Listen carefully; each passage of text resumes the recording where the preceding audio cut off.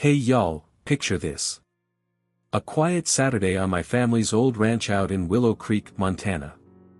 The kind of day where the only sound is the wind rustling through the sagebrush and maybe a horse snorting in the distance. I'm out by the barn fixing a gate that's been creaking since my great-grandpa's time when boom, a crack splits the sky like a lightning bolt, followed by this sharp snap from the power line running across the property. I knew right then something was wrong, real wrong. And when I saw Lisa Caldwell, our new HOA president, standing there with a coil of wire glinting in the sun, muttering about community resource rights, I felt my blood run cold. That wasn't just any power line she was messing with. It was the lifeblood of my family's 150-year-old ranch. And it was about to unravel a secret that would bring her whole world crashing down.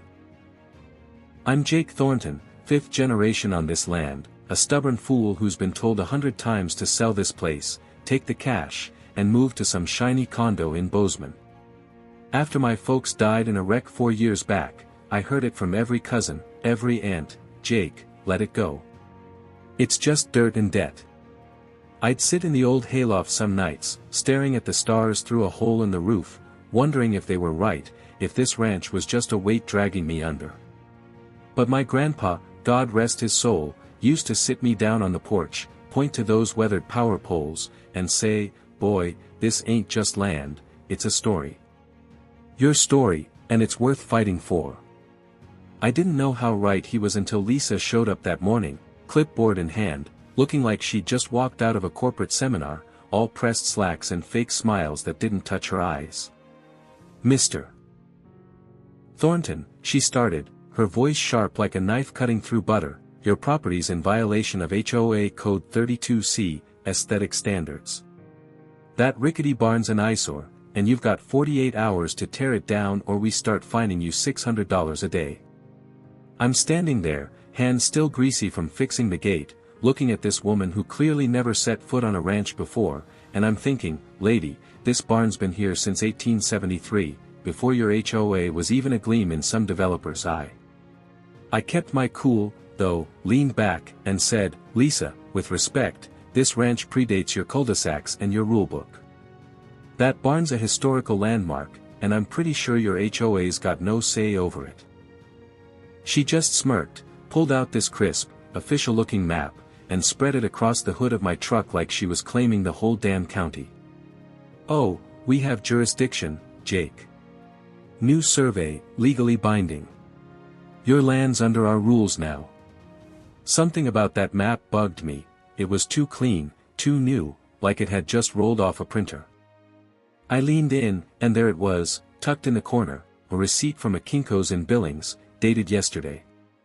The surveyor's signature scrawled in cheap ballpoint, like someone signed it in a rush at a gas station.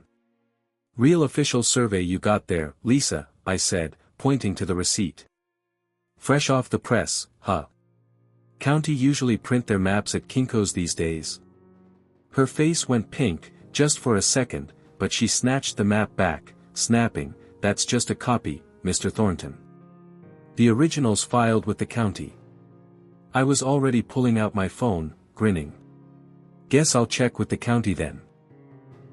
Be curious to see when this official survey got filed." She didn't like that one bit, but she kept up the act, tossing her hair and saying, "Do what you need to, but the 48-hour clock's ticking, and if you don't comply, we'll cut your power," perfectly legal under HOA bylaws. As she strutted back to her gleaming Lexus, I caught a glimpse of something in her passenger seat, a printout labeled, "Caldwell Demolition Company, quote for barn removal." She'd already hired someone to tear down my barn before even talking to me. This wasn't about rules or aesthetics. This was personal, calculated, like she'd been planning to take me down from the moment she moved into the neighborhood. I started snapping photos of everything, the map, the receipt, her tire tracks in my gravel drive, because something told me this was bigger than a pushy HOA lady with a power trip. Those power lines she was threatening to cut. They weren't just wires, they were my family's legacy. And I was about to find out just how far Lisa was willing to go to destroy it. The next morning, right at 7 a.m., her Lexus rolled back in, followed by a rusty pickup that looked like it had been through a dozen mud bogs. Out steps this guy, Mike Caldwell, her brother, I'm guessing, with a toolbox held together by duct tape and a smirk that matched hers. "Jake," Lisa says, not even pretending to be polite now, "this is Mike, our licensed electrician. Since you're not cooperating, we're disconnecting your power today." I didn't waste a second, hit the live button on my phone, and started streaming to Facebook. "Morning, folks. Jake Thornton here at the ranch," I said, keeping my voice steady. "And we've got our HOA president and her electrician brother about to mess with my family's 150-year-old power lines. No permit, no nothing. Let's see what's up." The viewer count ticked up, 10, 20, 50. Neighbors started tuning in. Lisa's eyes narrowed when she saw the camera. "Turn that off, Jake. This is private HOA business." I just grinned, keeping the phone steady. "This is my land, Lisa, and I'm documenting every second of this, especially since it looks like your brother's about to commit a felony." Mike was already at the main power pole, wire cutters in hand, acting like he didn't hear us. I zoomed in and called out, "Hey, Mike, mind showing me your electrician's license or the permit for this job?" He froze, looking back at Lisa like a kid caught stealing cookies. "Don't need permits for disconnection," he mumbled, but his hands were shaking. The live stream comments were popping off now, "What's she doing? Call the cops." And the viewer count hit 200. Then I saw it, a wire running from my electrical panel, snaking underground toward Lisa's property.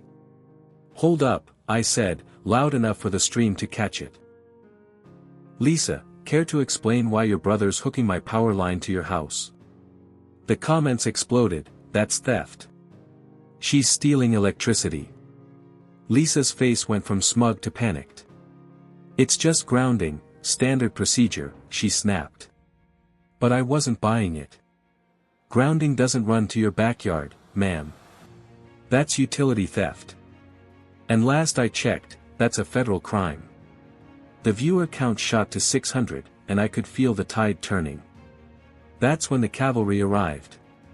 A power company truck rolled up, and out stepped Tom Rivera, the local utility inspector, looking like he'd seen a ghost.